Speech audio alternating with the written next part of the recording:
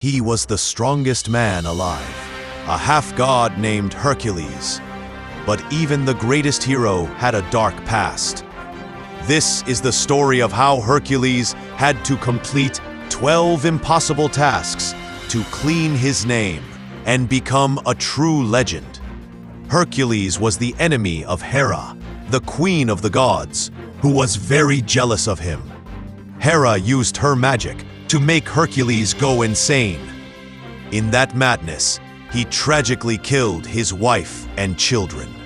Racked with guilt, Hercules sought guidance from the Oracle of Delphi to atone for his actions.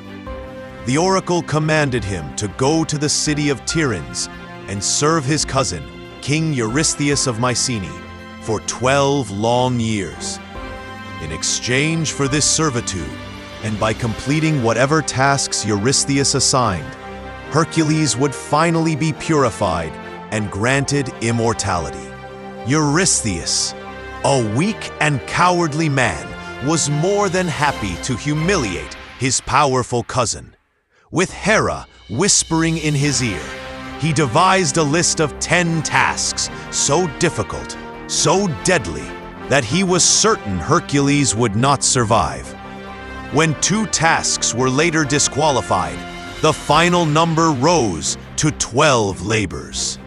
The first labor: slay the Nemean Lion. This monstrous beast had a hide that was impervious to any weapon. Hercules tracked the lion to its cave, realizing his arrows and sword were useless. With no other option, he sealed one entrance and entered the other, using his bare hands to wrestle and strangle the great beast to death. He then skinned it, using its own claw to cut the hide, and forever after wore the lion's skin as his signature armor.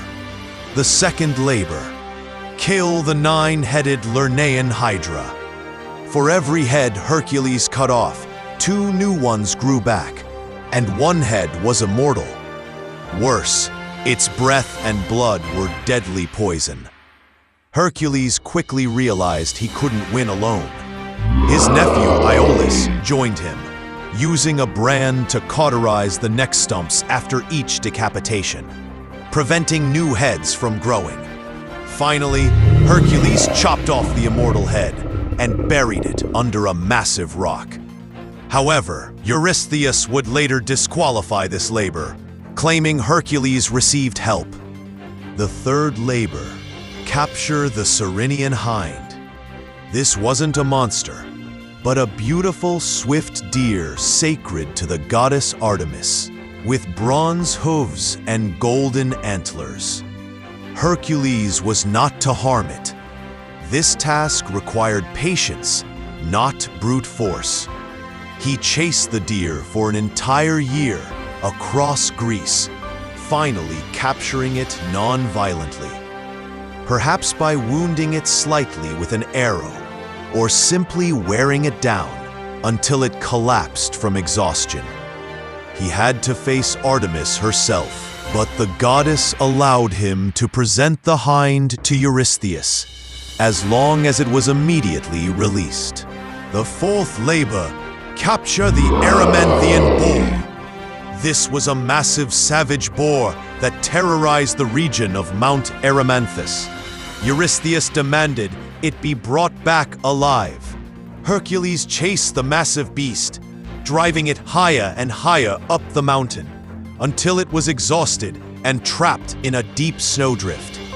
He chained the boar and carried it back to Mycenae. Legend says Eurystheus was so terrified by the sight of the live boar that he hid in a large bronze jar. The fifth labor: clean the Augean stables in a single day. King Augeas had stables that housed thousands of cattle, and they had never been cleaned.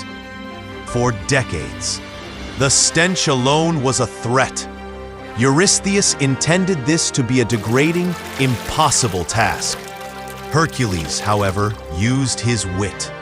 He cleverly diverted the Alpheus and Peneus rivers to flow directly through the stables, washing away all the filth in a single day.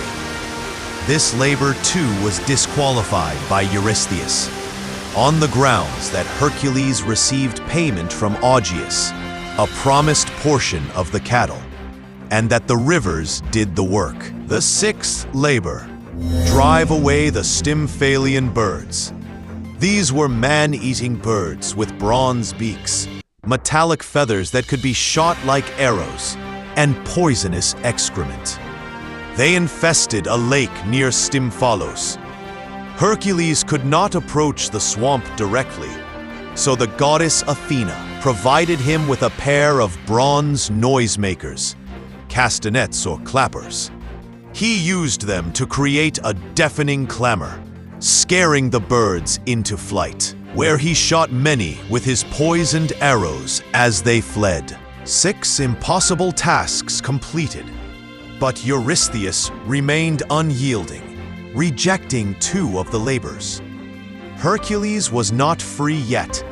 The hero's journey was only half complete, and the next 6 labors would take him far beyond Greece itself, facing challenges even more monumental, including a journey to the underworld itself.